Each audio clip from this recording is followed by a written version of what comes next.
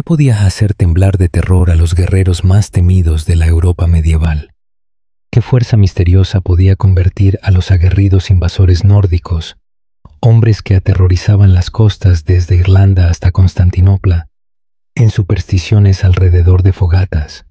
La respuesta se esconde en los gélidos paisajes del extremo norte, en una historia prácticamente borrada de nuestra comprensión común de la era vikinga. En el imaginario popular, los vikingos se alzan como los depredadores indiscutibles del mundo medieval temprano. Sus barcos largos sembraron el terror en las comunidades costeras de toda Europa. Su destreza en el combate se volvió legendaria y sus conquistas transformaron el panorama político de todo un continente. Pero la historia, como siempre, cuenta una historia más compleja, pues en los vastos bosques primigenios y la tundra nevada del extremo norte, existió un pueblo tan enigmático, tan perfectamente adaptado a su duro entorno, que se convirtió en el tema de las pesadillas nórdicas. Una tribu que no solo resistió la expansión vikinga, sino que aterrorizó activamente a los propios portadores del terror. Estos eran los viamianos, un pueblo misterioso que habitaba las regiones más septentrionales de lo que hoy es Finlandia, el noroeste de Rusia y la península de Kola. A diferencia de los nórdicos, agricultores y marineros, los viamianos dominaban los bosques profundos y los gélidos desiertos, regiones que los vikingos llamaban Viamaland en sus sagas. Su territorio formaba una frontera sombría entre el mundo conocido y lo que poblaba la imaginación nórdica, con gigantes, espíritus y otros seres sobrenaturales. Sin embargo, los viamianos eran muy reales, y la amenaza que representaban para las ambiciones vikingas era tangible. Cuidado con los vigilantes del Bosque Blanco, reza una inscripción rúnica fragmentaria hallada en una piedra cerca de Trondheim. Vienen sin ser vistos, matan sin previo aviso, no son hombres como los conocemos. Esta críptica advertencia, datada aproximadamente del año 950 d.C., nos ofrece una visión excepcional del impacto psicológico que los viamianos tuvieron en sus vecinos nórdicos. Habla de un miedo que contradecía la imagen de intrepidez cuidadosamente cultivada por los vikingos, un miedo que moldeó la expansión y los patrones comerciales nórdicos durante siglos. La historia de los viamianos y su resistencia a la invasión vikinga no es simplemente un relato de conflicto militar. Es una crónica de colisión cultural, dominio ambiental, creencias espirituales y rivalidad económica. Revela cómo una población numéricamente menor pudo defender eficazmente su patria contra una de las culturas expansionistas más exitosas de la historia. Y quizás lo más importante, nos recuerda que la historia rara vez se resume en conquistadores y conquistados, que incluso los guerreros más temibles podían verse superados al aventurarse más allá de los límites de su comprensión. Esta es la historia olvidada del pueblo que aterrorizó a los vikingos. Antes de comprender la singular amenaza que representaban los viamianos, debemos situarnos en el mundo vikingo, un mundo de expansión, exploración y explotación que definió el periodo comprendido aproximadamente entre el 793 y el 1166 d.C. Esta era comenzó con el infame asalto al monasterio de Lindisfarne, en Gran Bretaña, y se expandió hasta convertirse en una compleja red de comercio, asentamiento y conquista que se extendió desde Norteamérica hasta Oriente Medio. Los nórdicos no eran simplemente saqueadores, aunque su reputación de violentos era bien merecida. También eran agricultores, comerciantes, exploradores y colonos que establecieron redes que se extendían miles de kilómetros. Sus barcos, maravillas tecnológicas de la época, les permitían navegar ríos con la misma facilidad que mar abierto, adentrándose en las profundidades continentales. Su cultura marcial valoraba la destreza y el coraje individual, creando una sociedad donde la reputación y el honor eran tan valiosos como la riqueza material.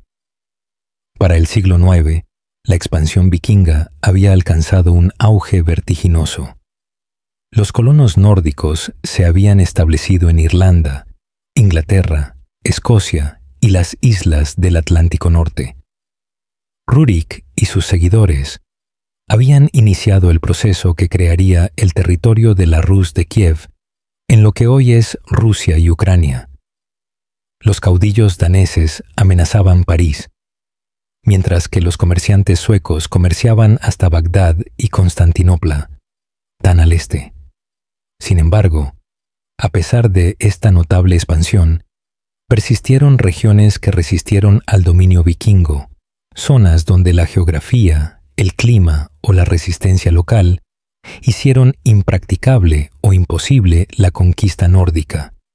Los densos bosques y pantanos de lo que posteriormente se convertiría en Finlandia y el noroeste de Rusia formaban una de esas fronteras.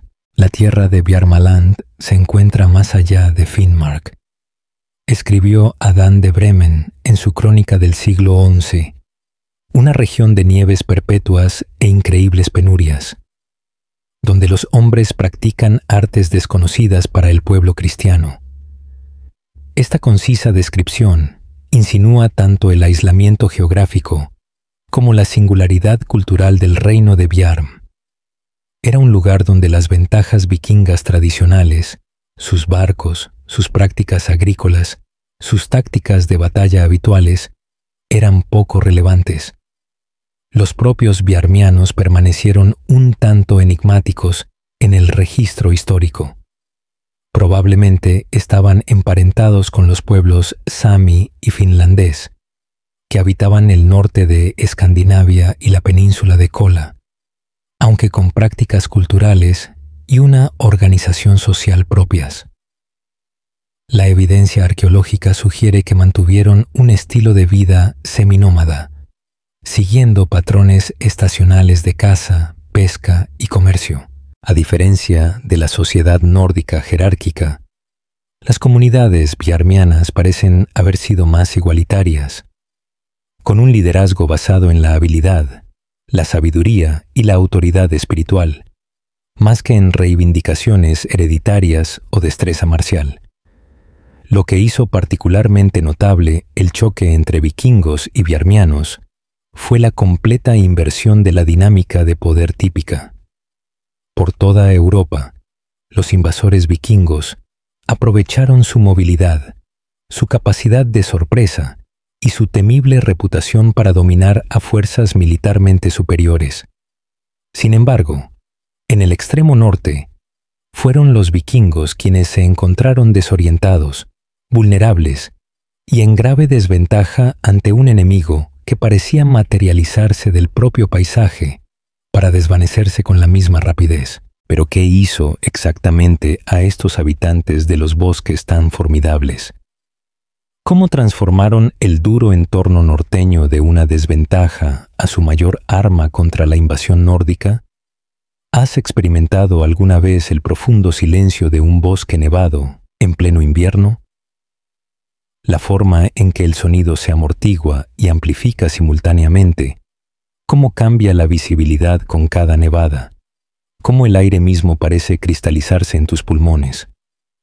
Ahora imagine intentar navegar por este paisaje alienígena como un guerrero vikingo, un hombre criado en el clima costero relativamente templado de Noruega o Dinamarca, acostumbrado a los ritmos de la agricultura y la navegación, en lugar de a los profundos misterios de la taiga y la tundra.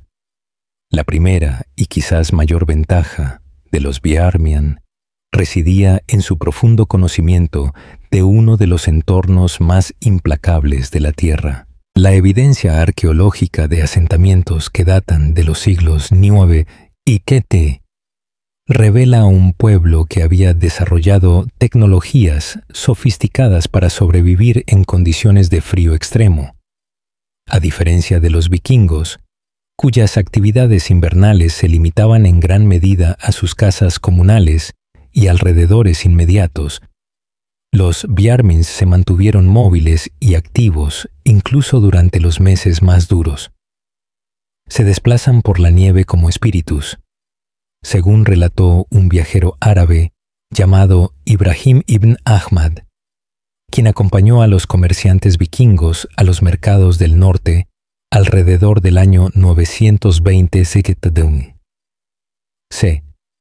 Sus pies están repletos de extraños dispositivos que les impiden hundirse y arrastran sus mercancías en trineos que se deslizan sin esfuerzo, donde nuestros caballos se hundirían y morirían. Estos extraños dispositivos eran, por supuesto, esquís y raquetas de nieve, tecnologías perfeccionadas durante miles de años en los bosques del norte. Si bien estos implementos no eran del todo desconocidos para los nórdicos, los Bjarmins los empleaban con una maestría fruto de la necesidad y el uso constante. Los hallazgos arqueológicos de la época incluyen esquís de diversos diseños, algunos claramente optimizados para la velocidad en la tundra abierta, otros para la maniobrabilidad en bosques densos. La ventaja de los Bjarmian iba más allá del simple transporte. Su ropa, confeccionada con capas de piel, cuero y fibras vegetales tejidas, proporcionaba un aislamiento superior al de las prendas de lana de los vikingos. El análisis de los textiles preservados sugiere que los Bjarmian utilizaban un conocimiento profundo del comportamiento de las pieles de diferentes animales en diversas condiciones. Piel de reno para el frío extremo, piel de foca para la humedad, zorro y marta para un abrigo ligero. Quizás lo más significativo es que los Bjarmian dominaban el arte de construir refugios que podían montarse y desmontarse rápidamente a medida que se desplazaban por su territorio. Estos iban desde refugios de invierno semipermanentes, construidos parcialmente bajo tierra para aislamiento, hasta estructuras temporales que podían erigirse en cuestión de horas con los materiales disponibles. Esta movilidad permitió a las comunidades Bjarmian explotar recursos estacionales en vastos territorios, manteniéndose a la vez esquivas ante posibles invasores nórdicos. Pero la verdadera genialidad de la adaptación ambiental de los Bjarmian residía en cómo transformaron los desafíos de su tierra natal en ventajas estratégicas. El frío extremo que amenazaba con matar a los invasores desprevenidos era, para ellos, un compañero familiar. Las profundas nevadas que impedían el desplazamiento vikingo se convirtieron en vías de acceso para sus esquís y trineos. La escasa visibilidad del bosque y las tormentas de nieve se convirtieron en su manto de invisibilidad. Consideremos el relato de la saga de Olaf Tryggvason, que describe una fallida expedición vikinga a Bjarmaland alrededor del año 995 c. Thorir condujo a 30 hombres a los bosques blancos en busca del puesto comercial de Bjarmian.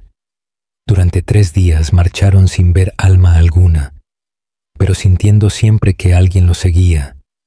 A la 4ª mañana, despertaron y encontraron a sus centinelas muertos, degollados sin hacer ruido, y con extrañas marcas en la nieve alrededor de su campamento. Thorir ordenó el regreso a los barcos, pero solo 11 hombres completaron el viaje. Este relato destaca un aspecto crucial de la ventaja de los Bjarmian: su capacidad para monitorear los movimientos vikingos sin ser vistos, una habilidad que tuvo un profundo impacto psicológico en las expediciones nórdicas. Los vikingos, acostumbrados a ser la amenaza invisible que llegaba del mar, se sintieron desorientados cuando la situación cambió. Pero el dominio del entorno por sí solo no puede explicar la eficacia de los Bjarmian contra las incursiones vikingas. Su éxito también se basó en un enfoque bélico único, uno que trastocó por completo la tradición marcial nórdica y transformó a guerreros confiados, en hombres asustados y supersticiosos que se adentraban en una pesadilla incomprensible. ¿Qué ocurre cuando los guerreros más temidos de la época se enfrentan a un enemigo que se niega a luchar en sus términos? ¿Qué sucede con la destreza en la batalla cuando no hay batalla que librar? Solo un interminable y desgarrador juego del gato y el ratón, donde los papeles se invierten constantemente. Los vikingos habían cimentado su temible reputación en un estilo de guerra específico. Su doctrina de combate enfatizaba el impacto, la agresión y la intimidación psicológica. Los guerreros vikingos formaban un muro de escudos para defenderse, o cargaban como héroes individuales en busca de gloria y reconocimiento. Sus batallas solían ser decisivas, violentas y sangrientas, pero relativamente breves, donde la superioridad en fuerza, valentía o táctica determinaba un claro vencedor. Los Biarmián rechazaron por completo este paradigma. No luchan como luchan los hombres, escribió el diplomático bizantino Konstantin Zuckerman, tras entrevistar a comerciantes nórdicos en Constantinopla alrededor del año 950. C. Aparecen de la nada, golpean como un rayo y se desvanecen como la niebla.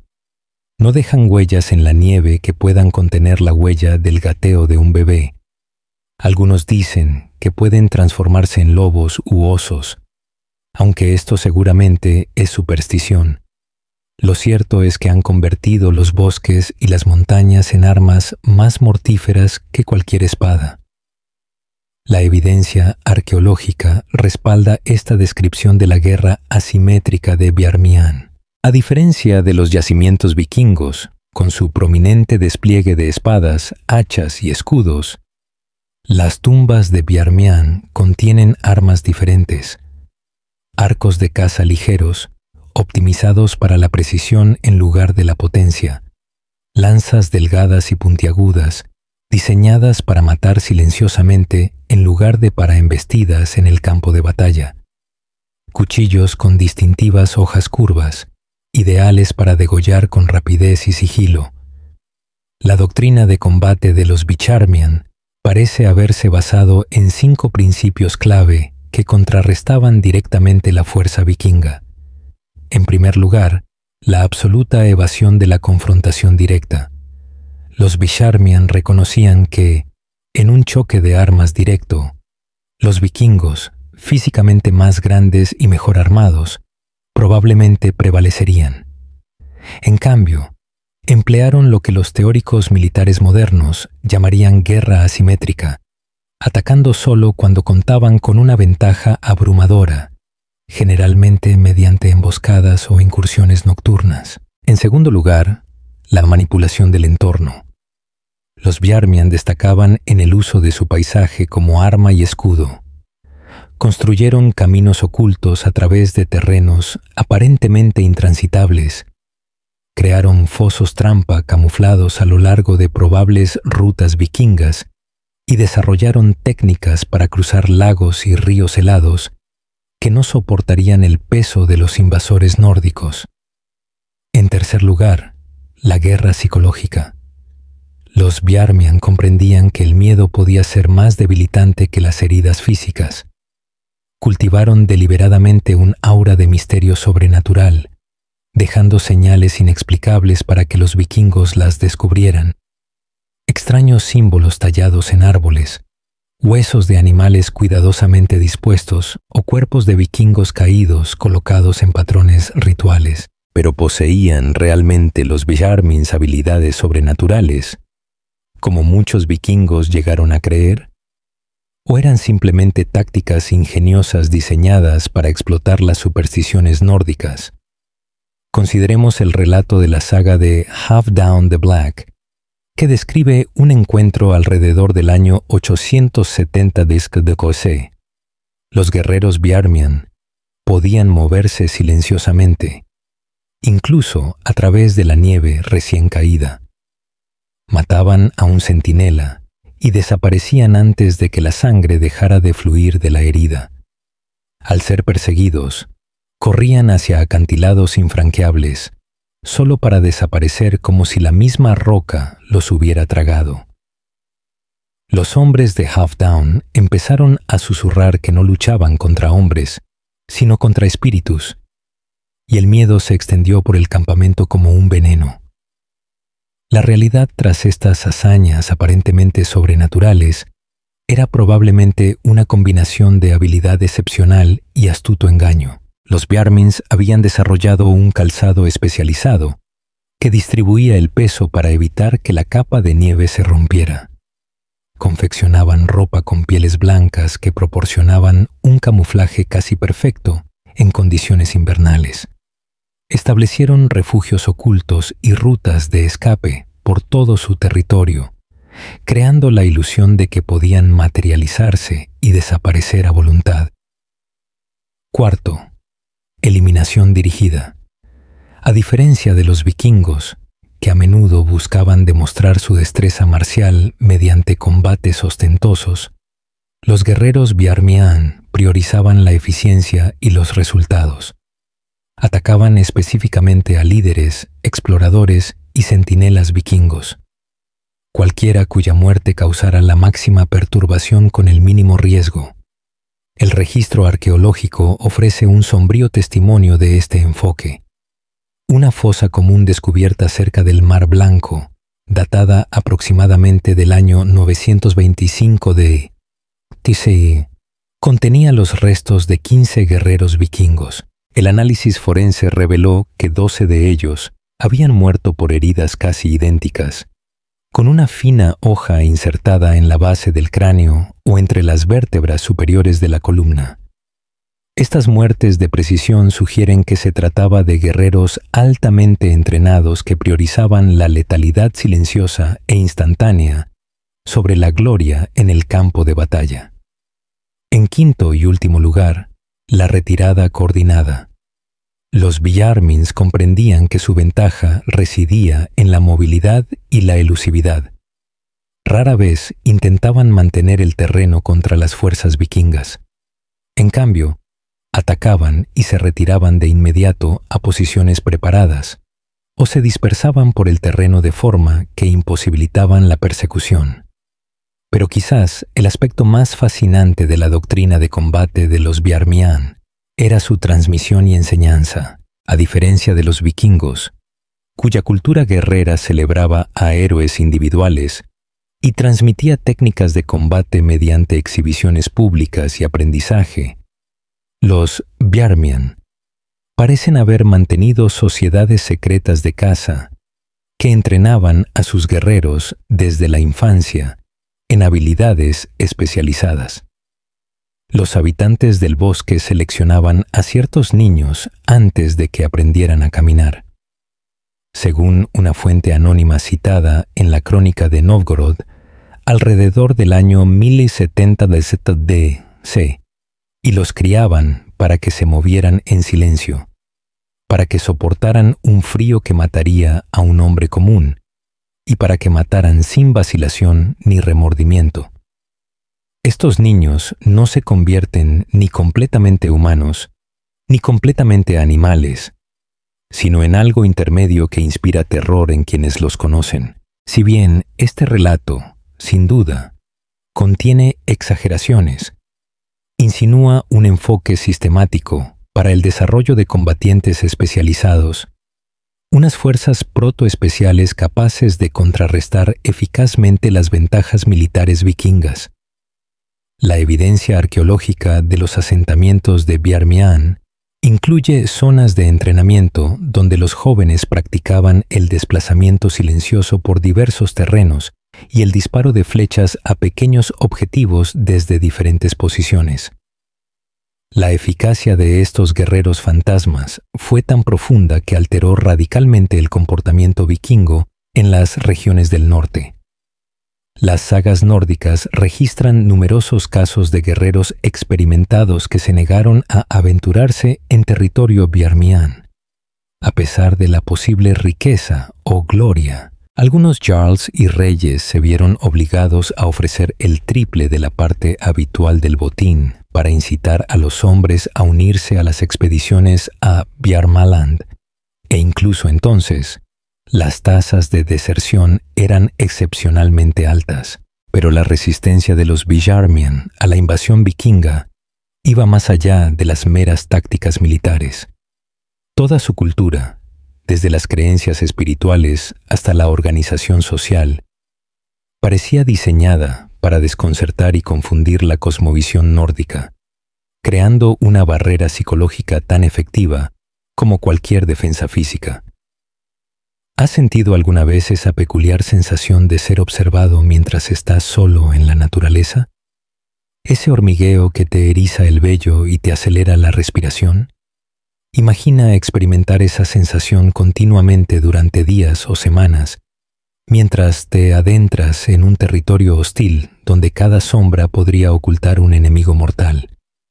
Esta era la realidad psicológica de los vikingos que se atrevían a adentrarse en tierras de Bjarmian, un estado constante de hipervigilancia que erosionaba gradualmente la moral y la capacidad de decisión. La dimensión psicológica del conflicto entre los Bjarmian y los vikingos pudo haber sido más decisiva que cualquier enfrentamiento físico.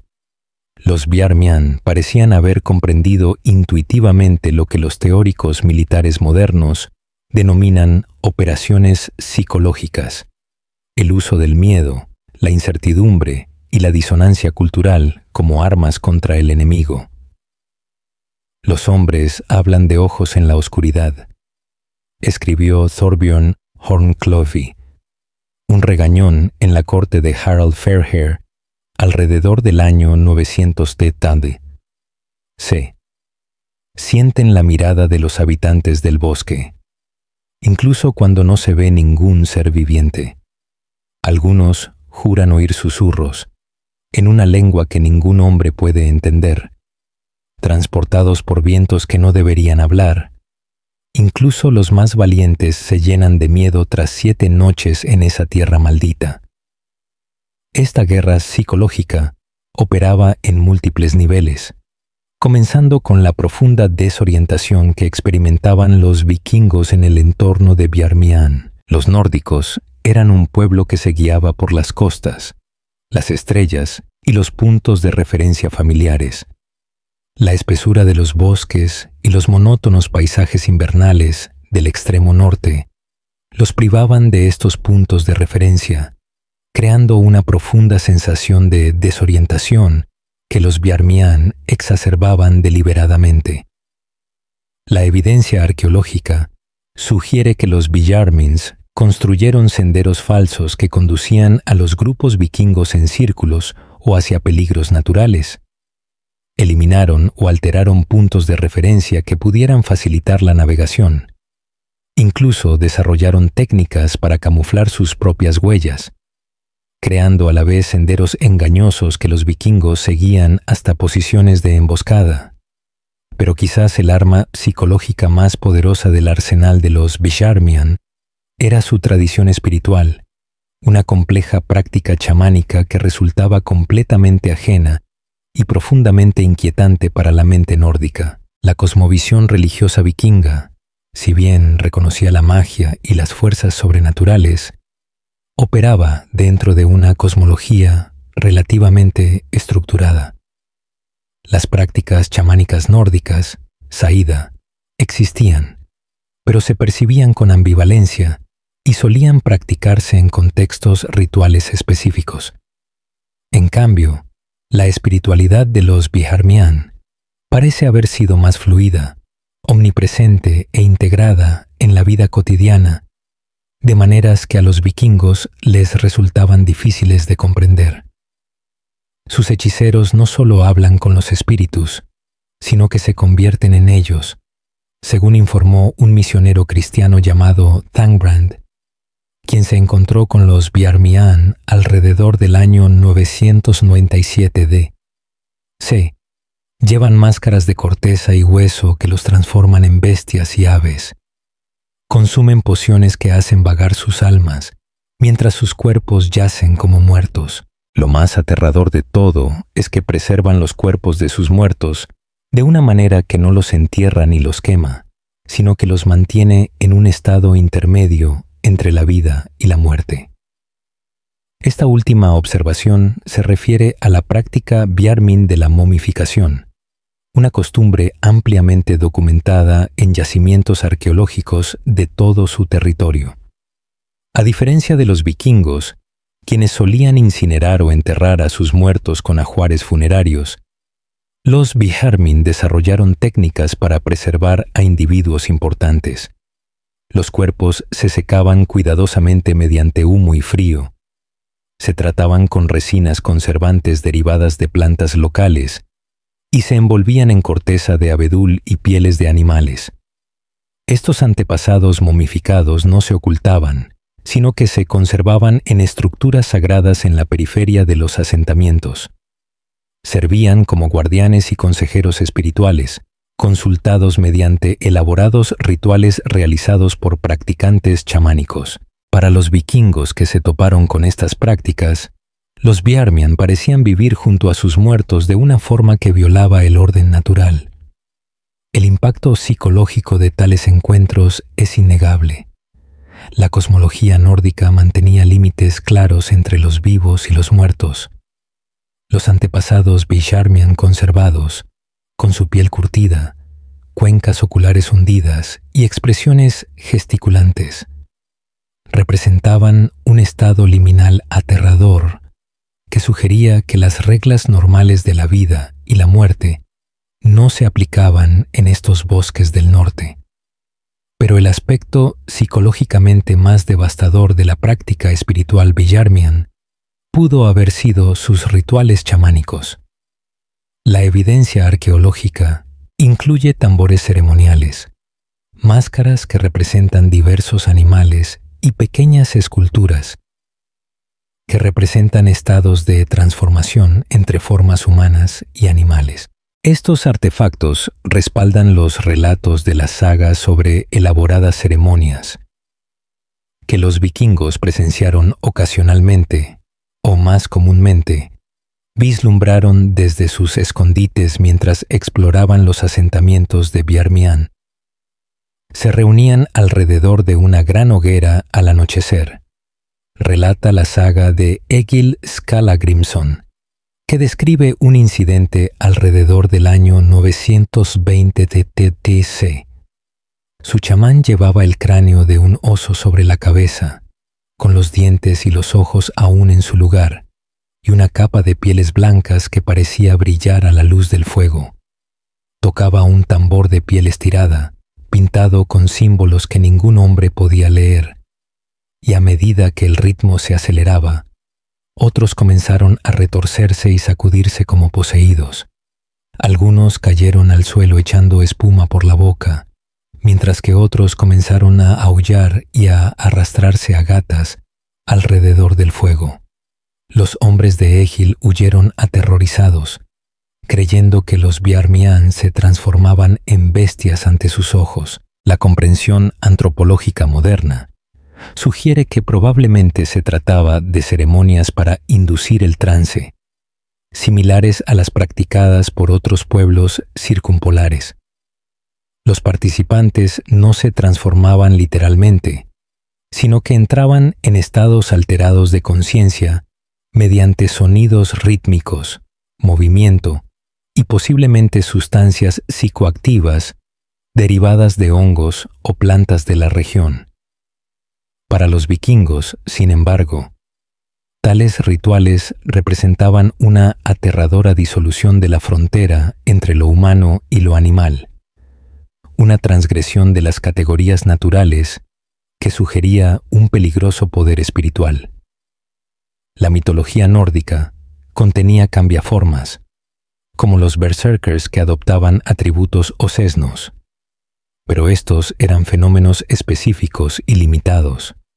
La aparente capacidad de los Biharmian para moverse con fluidez entre los estados humano y animal a escala comunitaria representaba algo mucho más inquietante. Los Bjarmian parecen haber reconocido el impacto psicológico de sus prácticas espirituales en los observadores vikingos y lo amplificaron deliberadamente. La evidencia arqueológica incluye postes espirituales, pilares de madera tallada con rostros humanos y animales, ubicados a lo largo de las probables rutas de acceso vikingas a los territorios Bjarmian. Estos sirven como marcadores territoriales y elementos de disuasión psicológica, creando la impresión de que guardianes sobrenaturales vigilaban las fronteras. Quizás lo más ingenioso fue que los Bjarmian desarrollaron lo que podríamos llamar encuentros sobrenaturales escenificados, eventos cuidadosamente orquestados para convencer a los vikingos de que habían presenciado algo que escapaba a toda explicación natural. 3 noches en el bosque registra un fragmento preservado en el manuscrito Hauksbok. Llegamos a un claro donde no debería haber ningún claro. En su centro se alzaba un círculo de astas hincadas en la tierra, y dentro de este círculo yacían los cuerpos de 7 hombres, nuestros propios exploradores que se habían adelantado 2 días antes. Les habían extirpado los ojos, pero no había sangre en la nieve. Sus armas permanecían en sus vainas, sin desenvainar. Alrededor del círculo, huellas de lobo se extendían en todas direcciones, pero ninguna conducía a los cuerpos ni provenía de ellos. Thorvald ordenó el regreso inmediato a los barcos, argumentando que ningún botín justificaba semejante brujería. Un análisis moderno sugiere que probablemente se trató de una escena cuidadosamente montada. Los Bjarmian probablemente mataron a los exploradores mediante una emboscada. Transportaron sus cuerpos al lugar preparado y emplearon diversas técnicas para camuflar sus propias huellas mientras creaban las engañosas huellas de lobo. La ausencia de ojos, un detalle que se repite en varios relatos, pudo haber sido una decisión deliberada para sugerir que las víctimas habían visto algo que no debían haber visto, o para impedir que sus espíritus encontraran el camino de regreso para advertir a otros vikingos. El efecto psicológico acumulativo de estos encuentros creó lo que una saga denomina el pavor Bjarmian, un tipo específico de miedo que afectaba incluso a guerreros vikingos veteranos que se habían enfrentado a innumerables peligros convencionales sin inmutarse. Este temor combinaba elementos de desorientación, terror sobrenatural y la profunda inquietud de ser observado constantemente por una presencia invisible. Hombres que se habían mantenido firmes en el muro de escudos de Ashdown, señala la saga de Harald Fairhair, que reían mientras las flechas inglesas caían como lluvia a su alrededor. Se sobresaltaban ante cualquier sonido en los bosques de Bjarmian, despertaban gritando de sus pesadillas, afirmando que los habitantes del bosque los habían visitado en sueños. Algunos se negaron a dormir, otros se negaron a montar guardia solos. Cuando los Bjarmian finalmente atacaron en la 7ª noche, muchos de los mejores guerreros de Harald abandonaron sus armas y huyeron a ciegas hacia la oscuridad, para no ser vistos nunca más. Esta dimensión psicológica ayuda a explicar cómo una población relativamente pequeña pudo resistir eficazmente la expansión vikinga. Al hacer que el coste de cada expedición a su territorio fuera prohibitivamente alto, no solo en vidas perdidas, sino también en el trauma psicológico infligido a los supervivientes, los Bjarmian crearon una barrera defensiva tan efectiva como cualquier muralla o fortaleza. Pero la relación entre estos pueblos no se definía únicamente por el conflicto. Existía otra dimensión en su interacción, basada en el comercio, el intercambio y el interés económico mutuo, que creaba una compleja dinámica de cooperación y competencia. ¿Qué podría ofrecer una tierra septentrional remota y agreste que atrajera a los comerciantes vikingos a pesar de la reputación de sus habitantes? ¿Qué tesoros justificarían el riesgo de aventurarse en territorios donde tantos habían desaparecido sin dejar rastro? La respuesta revela una fascinante dimensión económica de la relación entre los vikingos y los Bjarmian, una relación que transformó simples productos animales en objetos de deseo en todo el mundo medieval. De la tierra de Bjarmaland proviene una riqueza inconmensurable, escribió Ahmad ibn Fadlan, un diplomático árabe que se encontró con comerciantes vikingos en la región del Volga, alrededor del año 982 DTC. La piel es tan fina que emperadores y califas compiten por su posesión. Marfil más blanco y fino que cualquier colmillo de elefante. Ámbar claro como la miel, con insectos preservados en su interior como recuerdos inmortales, y otras cosas de las que solo se habla en susurros. Medicinas que curan cualquier dolencia, pociones que despiertan el deseo, y talismanes que protegen contra todo mal. La evidencia arqueológica confirma este relato de un floreciente comercio de artículos de lujo provenientes del extremo norte. Los Bjarmian ocuparon territorios ricos en recursos que alcanzaban precios extraordinarios en mercados distantes. Entre estos, destacaban el oro blando, las brillantes pieles de zorro ártico, sable, marta y otras especies nórdicas, cuyas pieles proporcionaban calor y estatus a las élites de la Europa y Asia medievales.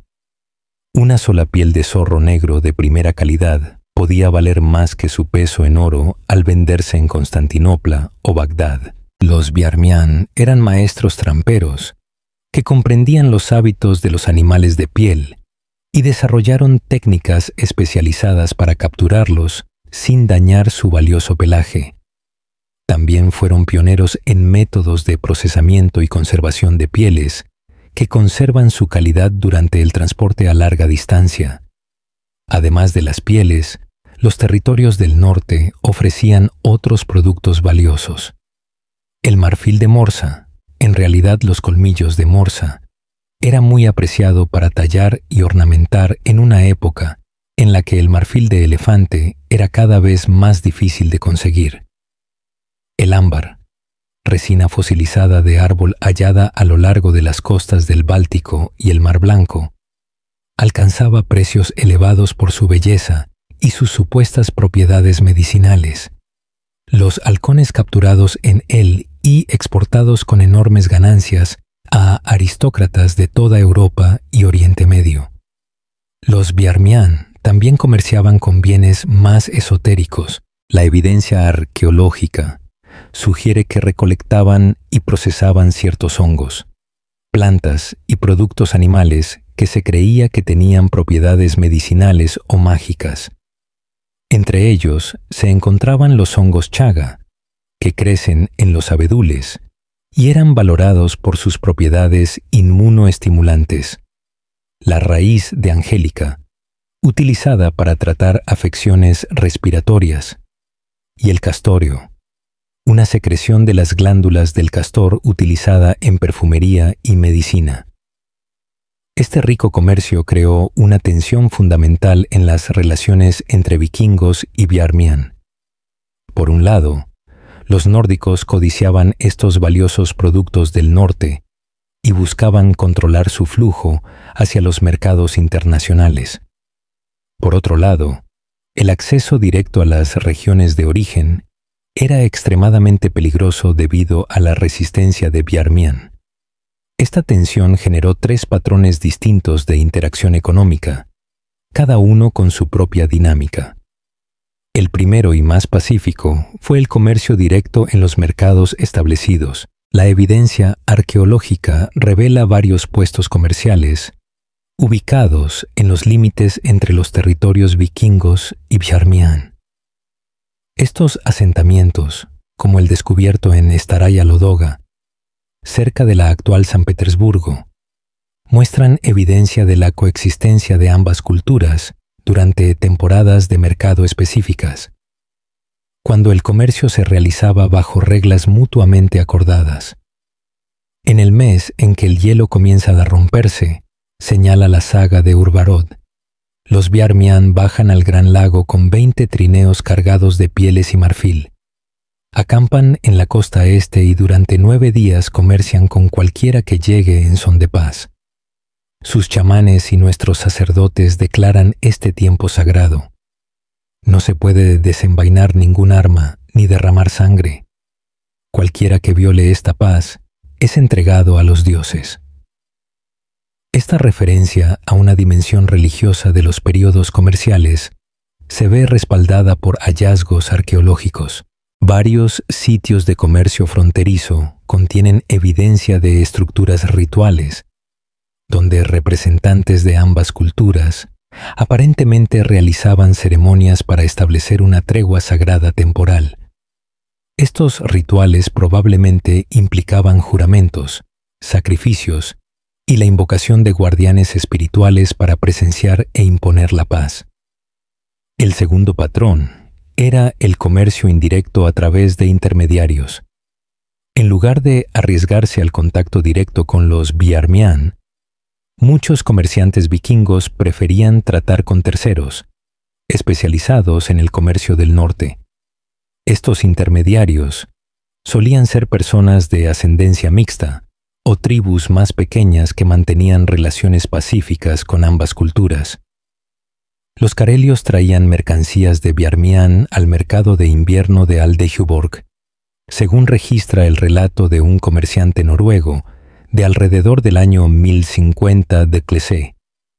Exigían plata de la más pura calidad y pesaban cada moneda con recelo. Cuando se les pregunta sobre el origen de sus pieles, se muestran evasivos, alegando que los Biarmián matarían a cualquiera que revelara la ubicación de sus trampas. Este comercio indirecto permitía a los vikingos acceder a valiosos productos del norte, evitando los peligros del territorio Biarmián. Sin embargo, también implicaba pagar precios elevados a intermediarios y no tener control sobre las fuentes de suministro, una situación que frustraba a los comerciantes nórdicos acostumbrados a un comercio más directo. El tercer y más polémico patrón fue lo que podría denominarse incursiones comerciales, expediciones vikingas que intentaban eludir los canales comerciales normales mediante la fuerza. Se trataba, en esencia, de intentos de eliminar a los intermediarios Biharmian y acceder directamente a las fuentes de productos valiosos o a las reservas donde se acumulaban. La más famosa de estas expediciones se registra en la saga de Olaf Tryggvason, que describe una incursión liderada por el rey noruego alrededor del año 995 d.C. Olaf navegó 3 barcos por el Mar Blanco en busca del gran tesoro de los Biarmián, que se decía contenía pieles y marfil que valían el rescate de un rey. Su guía, un mestizo llamado Thorir, los condujo a un claro sagrado donde se alzaba un montículo de la altura de 2 hombres. Dentro de este montículo, protegido por ídolos tallados de aspecto temible, yacía una riqueza incalculable, los bienes comerciales acumulados durante muchas temporadas. La evidencia arqueológica confirma parcialmente este relato. Cerca de la costa del Mar Blanco se ha descubierto un gran yacimiento de finales del siglo X que contiene restos de una estructura de madera que aparentemente albergaba mercancías comerciales a la espera de ser transportadas. El yacimiento muestra evidencia de un asalto violento con puntas de flecha de diseño nórdico incrustadas en la madera estructural y restos humanos, con heridas compatibles con armas vikingas. Lo que hace que esta incursión en particular sea notable son sus consecuencias, descritas con escalofriantes detalles en la saga. Los hombres de Olaf llenaron 12 cofres con el botín y emprendieron el regreso antes del amanecer. Sin embargo, al mediodía, extraños gritos resonaron en el bosque que los rodeaba. Al anochecer, flechas disparadas por manos invisibles, se habían cobrado 6 vidas.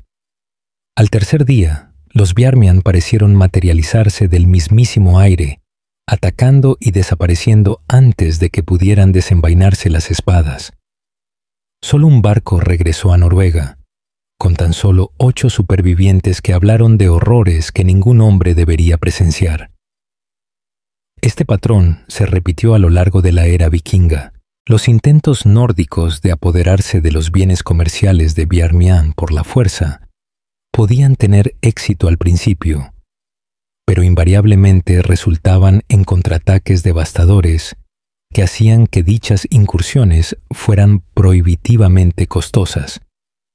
Con el tiempo, la mayoría de los líderes vikingos concluyeron que el comercio pacífico, incluso en condiciones desventajosas, era preferible a la alternativa. La relación económica entre vikingos y Biarmian revela una fascinante dinámica de poder que contradice las narrativas convencionales sobre el dominio nórdico. A pesar de su destreza militar y sus extensas redes comerciales, los vikingos se vieron incapaces de controlar el flujo de valiosos productos del norte. Los Biarmian, gracias a su dominio del medio ambiente y a sus eficaces estrategias de resistencia, mantuvieron su autonomía económica durante toda la era vikinga. Esta dimensión económica aporta un contexto crucial al conflicto entre estas culturas. Los vikingos no solo exploraban territorios desconocidos, ni buscaban nuevas tierras donde asentarse. Intentaban controlar recursos comerciales lucrativos que constituían un vínculo vital en el comercio internacional. Los Biarmian, por su parte, no solo defendían su patria, sino que protegían su posición como guardianes de algunos de los bienes de lujo más valiosos del mundo medieval. Pero quizás el aspecto más intrigante de esta relación económica fue su influencia en el intercambio cultural y la percepción mutua. El comercio requería comunicación, lo que a su vez requería cierto grado de entendimiento entre estos pueblos tan diferentes. Esta interacción, a veces pacífica, a veces violenta, produjo adaptaciones culturales en ambas partes que tendrían consecuencias duraderas para el mundo del norte. ¿Qué sucede cuando una cultura guerrera fuertemente patriarcal se encuentra con una sociedad donde las mujeres ocupan puestos de autoridad espiritual y política? ¿Cómo responden los hombres que se definen por su destreza marcial ante oponentes femeninas que inspiran tanto respeto como temor? El choque entre las normas de género vikingas y biarmianas creó uno de los aspectos más fascinantes y disruptivos de su interacción cultural. Lo más aterrador de todas sus extrañas costumbres, escribió Adán de Bremen en su crónica del siglo XI, es que entre los biarmianos las mujeres pueden convertirse en chamanas y jefas con un poder igual o superior al de los hombres. Practican la adivinación por medios demasiado profanos para describirlos y lideran partidas de guerra contra quienes violan sus territorios. Los comerciantes nórdicos hablan de arqueras cuyas flechas siempre aciertan y de sacerdotisas capaces de invocar tormentas sobre los barcos que les desagradan. La evidencia arqueológica respalda firmemente esta teoría de la autoridad femenina en la sociedad biarmiana. A diferencia de los yacimientos funerarios vikingos, donde aparecen claras distinciones de género en los ajuares y la posición, las tumbas biarmias muestran patrones más igualitarios. Los entierros femeninos suelen contener objetos asociados con la caza, las prácticas chamánicas y el liderazgo, lo que sugiere que estos roles no estaban restringidos por género, como era habitual en la cultura nórdica. Cabe destacar varios entierros femeninos de alto estatus que datan de los siglos IX y X. Uno descubierto cerca del lago Onega contenía los restos de una mujer de aproximadamente 40 años, enterrada con un elaborado tambor chamánico, un bastón de mando tallado y un arco de excepcional calidad. Otro yacimiento, cerca del Mar Blanco, reveló un entierro femenino con un cuchillo ceremonial, adornos de plata de diseño bijarmiano y nórdico, y una colección de herramientas de adivinación que incluían piedras pulidas y huesos de animales con símbolos inscritos. Estos hallazgos arqueológicos concuerdan con los relatos de las sagas nórdicas que mencionan con frecuencia a brujas o doncellas escuderas bijarmías que ejercían poder tanto espiritual como marcial.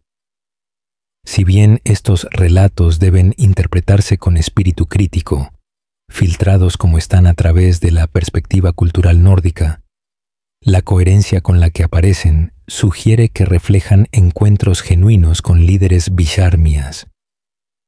La partida de guerra que emboscó a los hombres de Thorir estaba liderada por una mujer alta, de cabello blanco como la nieve, a pesar de su rostro juvenil. Según relata la saga de Urvar Odd, llevaba un arco de cuerno y hueso y una capa adornada con símbolos que herían la vista. Cuando alzaba la mano, sus guerreros atacaban en silencio. Al bajarlo, desaparecieron en el bosque como la niebla. A Thorir lo mató con una flecha en el ojo derecho, aunque lo protegían 2 escuderos. Esta descripción de una líder militar femenina representa un profundo desafío a las normas de género nórdicas. Si bien la sociedad vikinga otorgaba a las mujeres ciertos derechos inusuales para la época medieval, como la propiedad, el derecho al divorcio y una autonomía legal limitada, mantenía una estricta segregación de género en la mayoría de los ámbitos. La guerra, el liderazgo político y la autoridad religiosa, con la notable excepción de la práctica del cedro, eran dominio mayoritariamente masculino. El encuentro con las líderes bijarmianas obligó a los nórdicos a enfrentarse a mujeres que operaban fuera de estas categorías habituales. Mujeres que inspiraban respeto no por sus vínculos de parentesco masculino, sino por su propio poder espiritual y destreza marcial. Este enfrentamiento parece haber sido profundamente inquietante para los guerreros vikingos, desafiando sus suposiciones fundamentales sobre el género y el poder. Harkon no admitió haber sido derrotado por una mujer, señala la saga de Harkon el Bueno, aunque todos los que sobrevivieron a la emboscada juraron que fue la reina bruja bijarmiana quien planeó el ataque y disparó la flecha que mató a su hermano. Afirmó, en cambio, que habían luchado contra espíritus que simplemente adoptaron forma femenina para avergonzarlos. Pocos creyeron esta historia, pero nadie se atrevió a contradecirlo abiertamente. Este relato destaca el mecanismo de defensa psicológico empleado por muchos nórdicos al enfrentarse al poder femenino bijarmiano, atribuyéndolo a fuerzas sobrenaturales en lugar de reconocer la capacidad femenina que contradecía su cosmovisión. Al recategorizar a las mujeres bijarmías como brujas o espíritus, los guerreros vikingos podían preservar sus suposiciones de género y, al mismo tiempo, explicar sus derrotas. La evidencia arqueológica sugiere que la autoridad de las mujeres bijarmías era particularmente pronunciada en 3 ámbitos: la práctica espiritual, la negociación comercial y la guerra defensiva. Los instrumentos chamánicos asociados a los entierros femeninos indican su papel central en la vida religiosa. Los yacimientos comerciales muestran evidencia de la participación femenina en las negociaciones.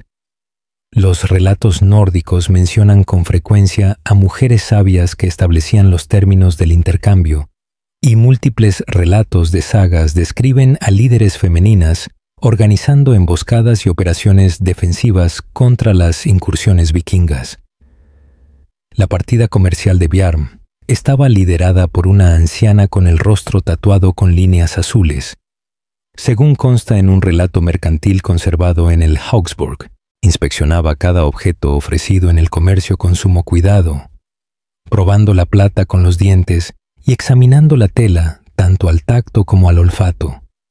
Nada escapaba a su atención, y solo aceptaba productos de la más alta calidad a cambio de sus pieles. Cuando nuestro capitán intentó sustituirlo por plata de inferior calidad en un solo pago, ella detectó el engaño de inmediato y amenazó con suspender todo el comercio. Él se vio obligado a disculparse con más regalos antes de que ella continuara. Este relato de una líder comercial ilustra cómo las prácticas de género de los Biarmian crearon problemas prácticos para los comerciantes nórdicos, acostumbrados a tratar principalmente con hombres en asuntos comerciales. Los comerciantes vikingos tuvieron que adaptar su enfoque, o se arriesgaron a perder el acceso a valiosos productos del norte. Con el tiempo, esta adaptación forzada parece haber influido en las actitudes de género de los nórdicos, al menos entre quienes comerciaban regularmente con los Bisharmian. Pero quizás el impacto más profundo de las prácticas de género de Bisharm en la cultura nórdica se manifiesta en las representaciones en evolución de las sagas de doncellas escuderas y valquirias. Si bien las guerreras siempre habían existido en la mitología, su representación cambia notablemente durante la era vikinga. Los relatos más antiguos tienden a presentarlas como seres puramente sobrenaturales o como mujeres anómalas que adoptan temporalmente roles masculinos. Los relatos posteriores, en particular los de regiones con contacto con la cultura bearmiana, las describen de forma más naturalista como mujeres que combinan la destreza marcial con el poder espiritual, una descripción notablemente similar a la de las líderes femeninas biarmias reales.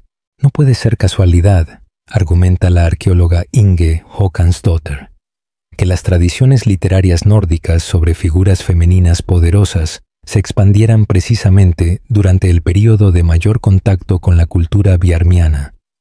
La valquiria evolucionó de un simple espíritu de batalla a una figura compleja que se mueve entre mundos y maneja armas y magia, de forma similar a los líderes chamánicos biarmianos que los vikingos encontraron en el norte.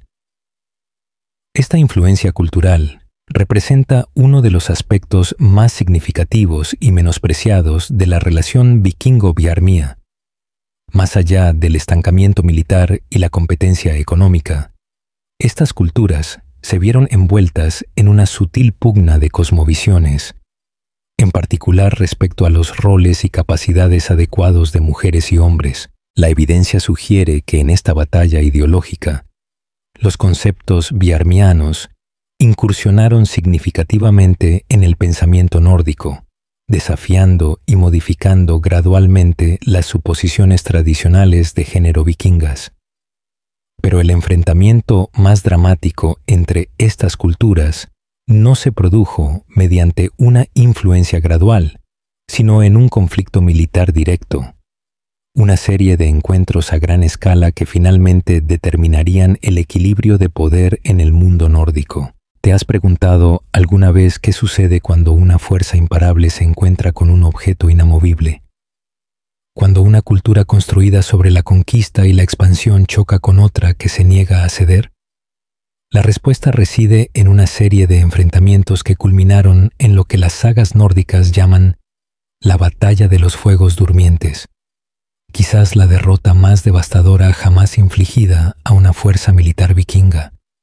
A principios del siglo XI, el patrón de incursiones y emboscadas limitadas que había caracterizado el conflicto vikingo-bejarmiano durante generaciones estaba dando paso a algo más organizado y mortífero.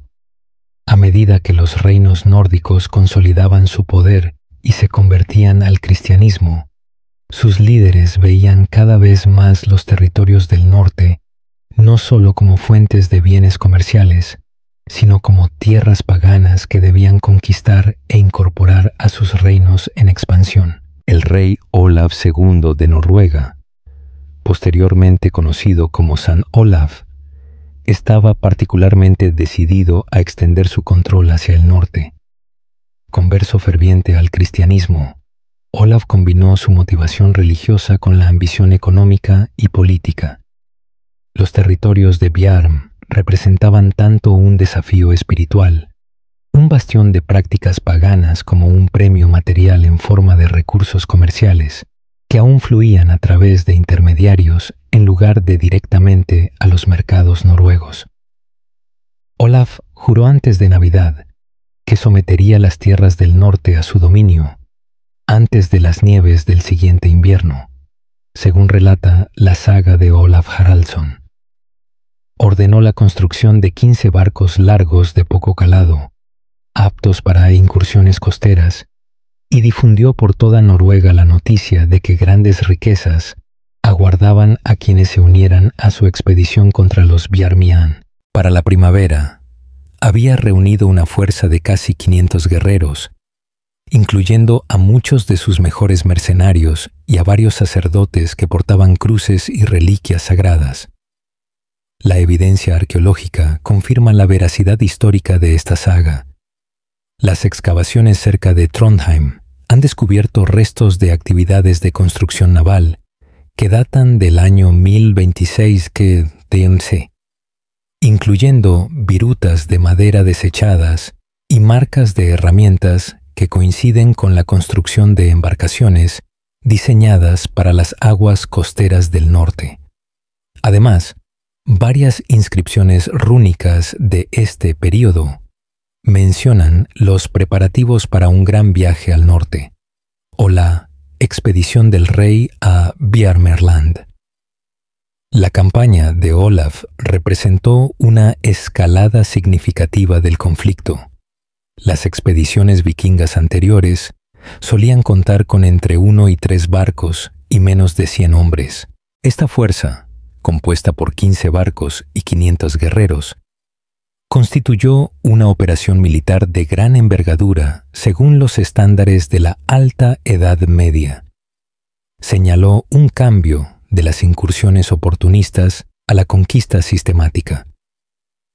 La fuerza nórdica partió a finales de la primavera de 1026 DC, siguiendo la ruta costera que rodeaba la península de Kola y se adentraba en el Mar Blanco. El avance inicial fue rápido, con varios pequeños asentamientos pesqueros abandonados antes de la llegada de los vikingos, cuyos habitantes aparentemente fueron advertidos por exploradores Bjarmian. Olaf estableció una base avanzada en una isla cerca de la desembocadura del río Dvina septentrional, desde donde lanzó incursiones menores en el territorio circundante. Durante 20 días, los hombres de Olaf no encontraron resistencia, continúa la saga. Encontraron aldeas vacías, con fuegos aún encendidos y comida caliente en el hogar, pero no quedó ni un alma viva para defenderlos. El rey se sintió confiado y declaró que los Bjarmian habían huido aterrorizados por su poder. Sus sacerdotes erigieron cruces en los asentamientos abandonados y oficiaron bautismos en ríos y lagos, reclamando la tierra para Cristo y Noruega. Esta fase inicial de la campaña revela la respuesta estratégica de Bjarmian ante esta amenaza sin precedentes. En lugar de enfrentarse directamente a la superior fuerza nórdica, emplearon una táctica de tierra arrasada, evacuando los asentamientos en el camino de los invasores, preservando al mismo tiempo su población y recursos. La evidencia arqueológica sugiere que esta retirada fue planificada y ordenada, con objetos valiosos retirados con cuidado y estructuras intactas, pero vacías. A medida que avanzaba el verano, Olaf avanzó con sus fuerzas tierra adentro, a lo largo de los valles fluviales que servían como vías naturales a través de los densos bosques. Aquí aparecieron los primeros signos de resistencia, sutiles al principio, luego cada vez más letales. Los exploradores comenzaron a desaparecer. Registra la saga. Los hombres enviados a buscar agua desaparecían sin gritar ni pedir ayuda. Sonidos extraños resonaban en los bosques por la noche, tambores que resonaban con ritmos complejos, voces que cantaban en lenguas desconocidas. Algunos guerreros afirmaron haber visto figuras observando desde los árboles, pero al disparar flechas contra estas apariciones, solo encontraron corteza y hojas perforadas por sus astas. Esta guerra psicológica, tan efectiva contra grupos vikingos más pequeños, resultó menos devastadora contra la fuerza mayor de Olaf, con su motivación religiosa. El rey interpretó estos eventos como un acoso demoníaco y los utilizó para reforzar el fervor cristiano de sus hombres. Ordenó a los sacerdotes rociar agua bendita alrededor de los campamentos y dirigió a sus guerreros en oración cada mañana y cada tarde. A mediados del verano, la expedición de Olaf se había adentrado más en territorio bisharmiano que cualquier fuerza nórdica anterior. Siguiendo el Dvina Norte río arriba, se acercaron a lo que la saga llama el lago sagrado, donde los Bjarmian se reúnen para adorar a sus falsos dioses, probablemente una referencia al lago Cnosero, cuya evidencia arqueológica sugiere que fue un importante lugar ceremonial. Fue aquí donde los Bjarmian finalmente revelaron su estrategia defensiva completa, un plan de extraordinaria sofisticación que se había preparado durante semanas. Al doblar el meandro del río, los barcos de Olaf contemplaron un gran lago rodeado de bosques, según relata la saga. En su centro se alzaba una isla donde se veían numerosos edificios, cuyos tejados relucían con lo que parecían ser metales preciosos. El humo se elevaba de numerosos hogares y el rey se regocijó, creyendo haber encontrado el principal asentamiento de los Bjarmian con toda su riqueza intacta. Lo que Olaf no se dio cuenta fue que estaba viendo una elaborada trampa. La evidencia arqueológica del lago Cnosero revela los restos de estructuras temporales construidas específicamente como señuelos, fachadas construidas para simular un asentamiento próspero visto desde la distancia. Los relucientes tejados mencionados en la saga probablemente eran corteza de abedul pulida o finas láminas de mica que imitaban la apariencia de metales valiosos al reflejarse en la luz del sol. El rey ordenó a 10 barcos que se acercaran a la isla, mientras que 5 permanecieron en reserva, continúa la saga. Al cruzar mar abierto, no encontraron resistencia. La isla parecía tranquila, con humo aún elevándose de los edificios. Pero cuando los primeros barcos tocaron tierra y los hombres comenzaron a desembarcar, la trampa activó su efecto. El registro arqueológico revela una ingeniosa emboscada. Los Bjarmian habían construido posiciones ocultas alrededor de la orilla del lago, camufladas con ramas y tierra. Desde estas posiciones, los arqueros podían apuntar a los vikingos expuestos en sus barcos. Más importante aún, habían preparado un devastador ataque incendiario. De repente, flechas ardientes surgieron del bosque que rodeaba el lago, describe la saga. Estas no eran flechas comunes, sino que contenían una sustancia que se adhería a la madera y a la carne por igual, ardiendo con una furia insaciable. Al mismo tiempo, guerreros emergieron de puertas ocultas en los edificios aparentemente abandonados de la isla, atrapando a los hombres desembarcados entre 2 fuerzas. Análisis modernos sugieren que estas llamas insaciables eran una forma primitiva de lo que posteriormente se llamaría fuego griego, probablemente una mezcla de resina de pino, grasa animal y azufre que se adhería a las superficies y continuaba ardiendo incluso en el agua. Las excavaciones arqueológicas han descubierto recipientes cerámicos compatibles con el almacenamiento de dichas sustancias, junto con puntas de flecha especializadas diseñadas para transportar materiales incendiarios. La batalla se tornó rápidamente contra las fuerzas nórdicas. Los barcos se incendiaron, obligando a los hombres a saltar al agua. donde se convirtieron en blancos fáciles para los arqueros Biarmian. Quienes llegaron a la isla se encontraron con combatientes que emergían de pasadizos subterráneos ocultos, una táctica característica de Biarm, documentada en varios otros sitios. El rey ordenó a los barcos de reserva que rescataran a quienes estaban en el agua, según registra la saga, pero a medida que se acercaban, les llovió más fuego. 3 barcos se quemaron hasta la línea de flotación y se hundieron. Otros 2 lograron rescatar a los supervivientes antes de retirarse hacia la desembocadura del río. El propio Olaf, al ver el desastre que se avecinaba, ordenó la retirada, pero al dar la vuelta a sus barcos restantes para huir, descubrieron que el río que tenían detrás estaba bloqueado.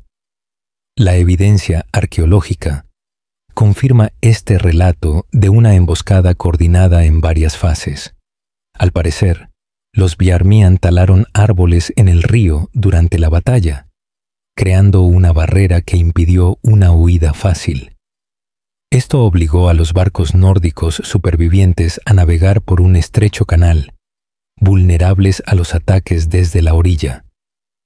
Al caer la noche, los bosques que rodeaban el lago parecieron cobrar vida con el fuego. Continúa la saga. Cientos de antorchas se movían entre los árboles, revelando la verdadera magnitud de la fuerza biarmiana, reunida desde todos los rincones de su territorio. Sus tambores de guerra resonaban sin cesar, y sus chamanes invocaban a los espíritus con danzas salvajes alrededor de grandes hogueras.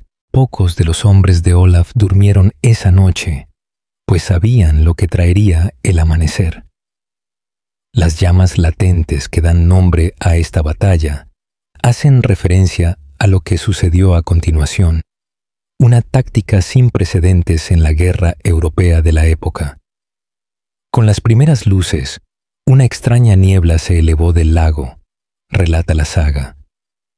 Al principio, Olaf pensó que Dios había enviado niebla para cubrir su retirada, pero cuando la niebla alcanzó los barcos, los hombres comenzaron a toser y sus ojos se llenaron de lágrimas. Algunos cayeron a cubierta jadeando, mientras que otros saltaron al agua buscando alivio del ardor en los pulmones. La evidencia arqueológica y paleoecológica proporciona una explicación científica para esta niebla. La cuenca del lago contenía depósitos naturales de azufre que los Biarmian aparentemente sabían explotar al quemar materiales específicos en los bosques circundantes. Bajo condiciones de viento cuidadosamente controladas, crearon una nube tóxica de dióxido de azufre a baja altitud que fluyó por el agua hacia la flota vikinga atrapada. Esta guerra química, combinada con ataques convencionales de las fuerzas Biarmian, resultó devastadora. La saga relata que solo 2 barcos y menos de 60 hombres lograron escapar de la trampa.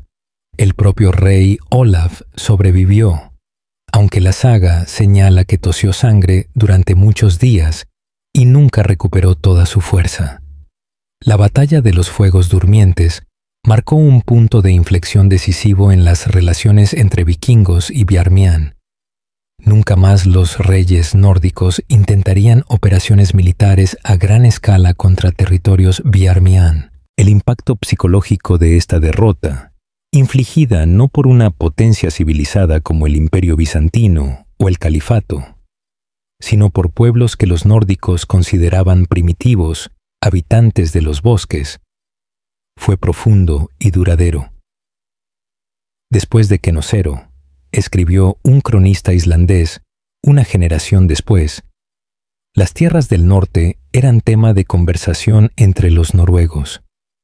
Las madres aterrorizaban a los niños desobedientes con historias de chamanes Biarmian que robaban el aliento a los guerreros dormidos. La sola mención de viajes comerciales a esas regiones hacía que los marineros experimentados se persignaran y guardaran silencio. La batalla demostró la culminación de la estrategia defensiva Bjarmian, la capacidad de coordinar recursos en todo su territorio, preparar trampas elaboradas y utilizar el propio entorno como arma contra los invasores. Representó no solo una victoria táctica, sino un triunfo de la guerra asimétrica contra una fuerza tecnológica y numéricamente superior. Pero la historia rara vez ofrece finales limpios o victorias permanentes. A medida que avanzaba el período medieval, nuevas fuerzas irrumpieron en el mundo norteño, transformando la relación entre estos antiguos adversarios y, finalmente, amenazando sus formas de vida. ¿Qué sucede con los antiguos enemigos cuando el mundo que los rodea cambia hasta quedar irreconocible? ¿Cómo se transforman los patrones centenarios de conflicto y cooperación cuando surgen nuevos poderes que amenazan a ambas partes por igual? El capítulo final de la historia vikinga bjarmiana es de transformación gradual más que de conclusión dramática. Un lento desvanecimiento de ambas culturas a medida que el mundo medieval daba paso a nuevas realidades políticas. Los siglos XII y XIII trajeron profundos cambios al norte de Europa. La consolidación de los reinos cristianos, el auge de la Liga Hanseática como potencia comercial y la expansión hacia el este de Novgorod y otros principados de la Rus crearon nuevas presiones sobre las sociedades nórdicas y bjarmianas. Estos cambios transformarían su relación, pasando de una confrontación directa a algo más complejo e interdependiente. Las viejas costumbres están pasando, escribió un clérigo noruego anónimo alrededor del año 1350 DIC, donde antaño nuestros abuelos se aventuraban al norte en barcos dragón buscando el botín de los bjarmián. Ahora los mercaderes navegan en barcos comerciales que transportan telas y plata para intercambiar por pieles. Los habitantes del bosque ya no tienden emboscadas a los viajeros, sino que los reciben en mercados establecidos bajo la protección tanto de sus espíritus como de nuestro Dios cristiano. Algunos incluso han aceptado el bautismo, aunque mantienen en secreto muchas prácticas paganas. La evidencia arqueológica confirma esta gradual normalización de las relaciones. Los puestos comerciales que muestran indicios de estructuras defensivas y una clara separación cultural en períodos anteriores evolucionan hacia asentamientos más integrados a finales del siglo XII. Los artefactos revelan un creciente intercambio cultural, con la aparición de motivos decorativos bjarmian en objetos nórdicos y viceversa. Las iglesias cristianas aparecen en antiguos territorios de Bjarm, aunque a menudo incorporan elementos de prácticas espirituales tradicionales. Esta transformación fue impulsada por varios factores. En primer lugar, la cristianización de Escandinavia eliminó una dimensión del conflicto. Si bien persistieron las diferencias religiosas, la presión institucional para la conversión reemplazó el anterior patrón vikingo de incursiones individuales. En segundo lugar, la formalización del comercio a través del emergente sistema de mercado de la Europa medieval creó relaciones económicas más estables. Finalmente, ambas culturas se enfrentaron a nuevas presiones externas que hicieron cada vez más impracticable su antigua enemistad. Los carelios y los tabastianos presionan desde el oeste, mientras que los hombres de Novgorod llegan desde el sur con cruces y espadas, según registra un relato bjarmiano fragmentario conservado en un manuscrito finlandés posterior. Nuestros antiguos enemigos, los nórdicos, ahora ofrecen una alianza contra estas nuevas amenazas. Sus sacerdotes hablan de un solo Dios, mientras nuestros chamanes consultan a los espíritus. Sin embargo, ambos coinciden en que debemos permanecer unidos o caer por separado. Esta alianza pragmática contra las amenazas externas representa una notable evolución en la relación. La evidencia arqueológica de finales del siglo XII y principios del XIII revela estructuras defensivas que parecen haber sido construidas mediante la cooperación entre nórdicos y Bjarmian, especialmente a lo largo de los accesos meridionales al territorio bjarmiano, donde la expansión de Novgorod representaba la mayor amenaza. Sin embargo, a pesar de estas adaptaciones, ambas culturas se enfrentaron a la inexorable presión del cambiante mundo medieval. La era vikinga prácticamente había terminado a mediados del siglo XI, con las sociedades nórdicas integrándose cada vez más en las estructuras políticas europeas dominantes. Las incursiones y el comercio independientes que caracterizaron períodos anteriores dieron paso a reinos medievales, más convencionales, con autoridad centralizada e ideología cristiana.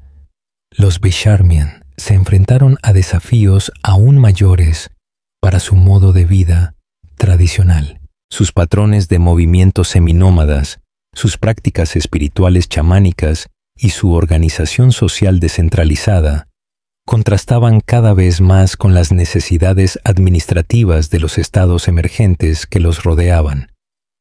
A medida que el cristianismo avanzaba hacia el norte, sus lugares sagrados fueron convertidos o destruidos. A medida que el comercio se regulaba más, su papel como proveedores independientes de los bienes del norte disminuyó. La anciana que lidera la partida comercial de Bjarmian tiene menos pieles cada año, según señaló un comerciante hanseático en 1230 de Colosé. Cuenta que su pueblo debe viajar más lejos para encontrar la marta sibelina y el zorro que antaño abundaban cerca de sus asentamientos. Los mejores terrenos de caza se encuentran ahora en territorios reclamados por Novgorod, donde sus cazadores a veces son asesinados, como cazadores furtivos en tierras que sus antepasados transitaron libremente durante incontables generaciones. Este relato destaca las presiones ambientales y territoriales que limitaron cada vez más los modos de vida de los Bjarmian. La evidencia arqueológica muestra que sus patrones de asentamiento se volvieron más sedentarios y concentrados durante este período, probablemente como respuesta a la pérdida de los territorios tradicionales de caza y a la necesidad de adoptar posturas más defensivas frente a la expansión de los estados. A finales del siglo XIII, la distintiva identidad bjarmiana fue absorbida progresivamente por otros grupos étnicos o por los estados en expansión. Algunas comunidades se incorporaron a la República de Novgorod, adoptando la cristiandad ortodoxa rusa, pero conservando elementos de su cultura tradicional. Otras migraron hacia el oeste, fusionándose con las poblaciones carelias y sami. Otras se desplazaron más al norte y al este, buscando preservar su independencia en regiones cada vez más remotas. Los últimos Bjarmian auténticos habitan ahora más allá de las montañas del norte. Escribió un misionero ortodoxo ruso en 1290 de mantienen las antiguas costumbres, preservando a sus muertos, consultando a los espíritus y viviendo como sus antepasados. Cada año son menos, ya que los jóvenes parten hacia las ciudades comerciales o se bautizan. Pronto no quedará nadie que recuerde las antiguas canciones, ni conozca los senderos a través de los bosques más profundos. La evidencia arqueológica confirma esta disolución gradual, más que un final catastrófico. La cultura material de Bjarm no desaparece repentinamente, sino que se transforma gradualmente, incorporando elementos de las tradiciones rusa, Karelia y sami, a la vez que conserva ciertas características distintivas. Para el siglo XIV, se hace cada vez más difícil identificar yacimientos puramente bjarmian, aunque su influencia sigue siendo visible en las culturas sincréticas que los sucedieron. Los vikingos también experimentaron su propia transformación. Los invasores nórdicos que antaño aterrorizaron Europa evolucionaron hasta convertirse en reinos medievales convencionales.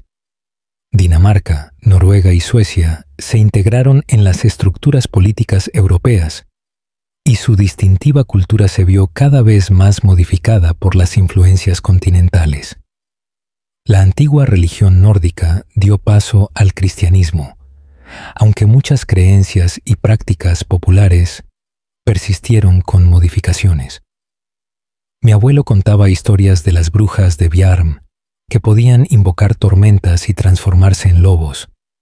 Escribió un comerciante noruego en 1340 Detsitz.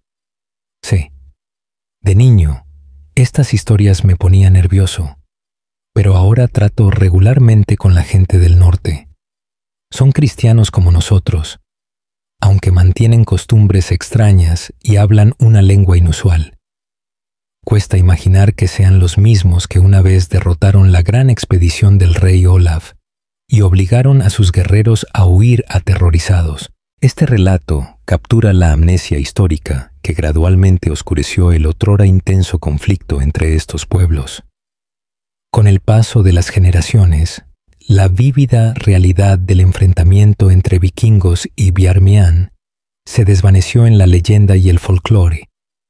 Los Bjarmian se confundieron con otros pueblos del norte en los relatos nórdicos, mientras que su cultura distintiva y sus estrategias de resistencia fueron cada vez más olvidadas. Sin embargo, persisten vestigios de este antiguo conflicto y su resolución en el registro arqueológico y en la memoria cultural preservada a través del folclore. La influencia Bjarmian en las culturas del norte sigue siendo visible en prácticas espirituales, motivos artísticos y adaptaciones ambientales. Elementos de sus estrategias de resistencia contra los vikingos se incorporaron a las tradiciones militares de los pueblos del norte posteriores. Quizás lo más significativo es que la historia de la interacción entre vikingos y Bjarmian ofrece una contranarrativa a las visiones simplistas de la expansión de la era vikinga. Demuestra que el dominio nórdico no fue universal ni inevitable, que incluso en el apogeo de su poder, los vikingos se encontraron con pueblos que resistieron con éxito sus avances gracias a una adaptación superior a las condiciones locales y tácticas innovadoras y asimétricas. El verdadero legado de los Bjarmian, argumenta la historiadora Alina Quasmanen, no reside en monumentos ni registros escritos, sino en demostrar que la supervivencia cultural no siempre requiere la victoria en términos convencionales. Nunca derrotaron a los vikingos en batalla abierta, ni conquistaron territorios nórdicos. En cambio, impusieron un coste prohibitivo a la dominación, forzando la acomodación en lugar de la sumisión. De este modo, preservaron su autonomía e identidad cultural durante siglos frente a una de las culturas expansionistas más exitosas de la historia. Esta perspectiva ofrece valiosas perspectivas para comprender otras interacciones históricas entre sociedades expansionistas dominantes y culturas más pequeñas que lograron mantener su independencia mediante métodos asimétricos. El ejemplo de Bjarm demuestra que una resistencia eficaz no requiere igualar directamente la fuerza del oponente, sino que puede explotar sus debilidades y limitaciones.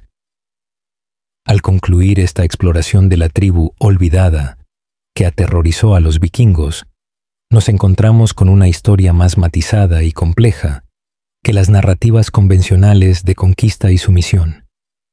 Los Bjarmian nunca derrotaron a los vikingos en el sentido convencional. Nunca navegaron a Noruega para asaltar asentamientos nórdicos ni conquistar territorios suecos. Su victoria residió en algo más sutil, pero no menos significativo. la preservación de la autonomía y el modo de vida frente a adversidades abrumadoras. En los bosques helados del extremo norte, crearon un dominio donde incluso los temibles vikingos se mueven con cautela y temor. Mediante el dominio del entorno, la guerra asimétrica, las operaciones psicológicas y las prácticas culturales que desconcertaban a sus oponentes, transformaron sus aparentes desventajas en poderosas defensas. Con ello, escribieron un capítulo de resistencia que merece ser recordado junto con las historias más conocidas de la conquista vikinga, los fantasmas de los Vicharmian, aquellos observadores del bosque blanco que una vez infundieron terror en los corazones nórdicos. Pueden haberse desvanecido en las brumas de la historia, pero su legado perdura en el complejo tapiz cultural del norte y en la importante lección histórica que brindan, que incluso los poderes más formidables pueden ser resistidos con éxito por aquellos que verdaderamente comprenden su entorno y están dispuestos a defenderlo con determinación inquebrantable.